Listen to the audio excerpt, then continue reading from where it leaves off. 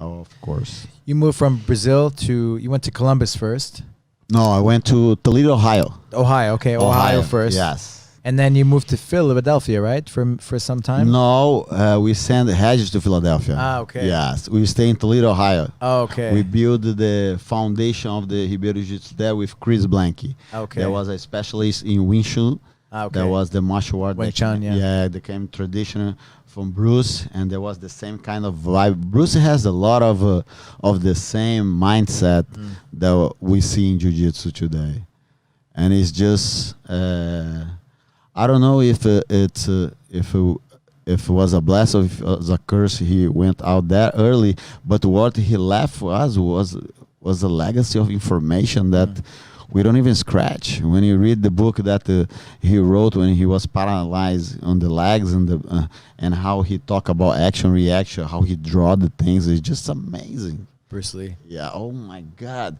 And then when you have in contact with the people that actually training with him, oh my God, it's just like James DeMaio. When I met the guy, just like, my goodness, so you were the guy that he used to spank? Okay, come here, let me. And then the way that he put the things in the beatings and how it is just phenomenal. A guy was just way ahead of his time. Yeah, you mentioned a lot of Bruce Lee quotes, like we trained like all day today. Yeah. Right, and you taught also at the class. Because they are really embedded in my spirit and how I teach, and it's just how we cut the crap and we go straight for what matters. Because everybody is full of doubts. Looks like we are in a place that we gotta prove ourselves to their spirit. They want to believe in you, but as soon as they start the body movement, they sold themselves. You see that they didn't really believe that. They have their own convictions. And they are so frustrated with the punishment, with everything that the jiu-jitsu are putting them, that it's hard for them all of a sudden, okay, now I believe in this. No, that thing had really to touch your soul in order for you to believe. That's why a sensei that trains with the students has a way better way to polish their diamond. Because if you just say it, unless you have somebody to really make they feel it, that's why when I was talking to the guy, he was super excited. But when I put him in, he got quiet. Why? Oh, shit. Oh, that's what he meant. Because the person that is with you has to be generous as well. That's why my teammates play a big part in my career. They were very generous. And if I say to them, hey, don't move while I do this, they would say. If I say, move, do this, they would do it. They like awesome, good lessons. And that's when we create our mantra, our creed, that was designed by Paulo Guillobel, one of the guys that... Yeah, Paulo also. Oh, man. Paulo, I fought Paulo in 1993. And today he's one of my mentors, one of my training partners, and one that really has a profound impact. And when we put all these words together, that's really the essence of who we are. And every time we wake up, if we are in the system, one of the first things we tell them, you did your mantra as soon as you wake up. Oh, so you're going to have a better day today, and you're not going to be seduced by the things that don't matter. I intend to be gentle, respectful, and a good listener. I always give my best to develop my self-discipline and to have the courage to do what's right and truthful. I'm aware that by learning the art of Brazilian Jiu-Jitsu, my mind and body are being empowered, but I promise not to be abusive, nor offensive to others, and always pursue friendship. Every day.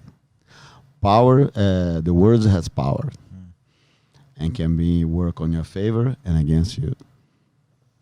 Look at the evil spirit that lives in this earth, Hitler, how he could influence that many guys to just execute a whole race.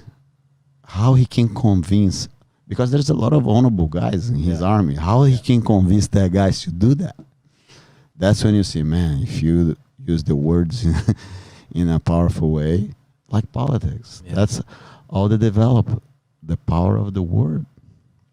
Why we are not touching who we have to touch with our words in order to take jiu-jitsu to where we should take. What's happening? How did you end up in San Diego? 2000, it's like this. Did you go back to Brazil? Life, after- we make plans, right? Yeah. But go with the flow is something that is what you feel inside. What you, and certainly in times 2005, I just had. We went to Brazil for 2006. Was the last time that they held the Mundial over there. There was that. It's like we say that we have the key of the Tijuca Tennis Club because Xande was the last Open Division champ. He closed the doors of the Tijuca and we took it. Because is the Bamboneira. That's the Caldeirão. Tijuca. Tijuca. Tijucão is Tijucão. Was the last time. And then we say, we back to, man, this is not the place. We got to go to a place where our jiu-jitsu and our word will be explored. We have our social study here in the Midwest because you want to know about the true Americans that build the country, the blue collars, go to Midwest. That's where you understand what this country was made of. When you go to the coast, East Coast, West Coast, it's more like a multicultural international city, at least LA. And that's when I say, oh, we're ready for that. San Diego. Yeah, we're ready for that. But LA for us was like real. We say no. And then San Diego was a perfect place. And when I fought Jake Shields in 2006, I met this guy. Say, man, I have a place in San Diego. Do you want to check? I say, yes.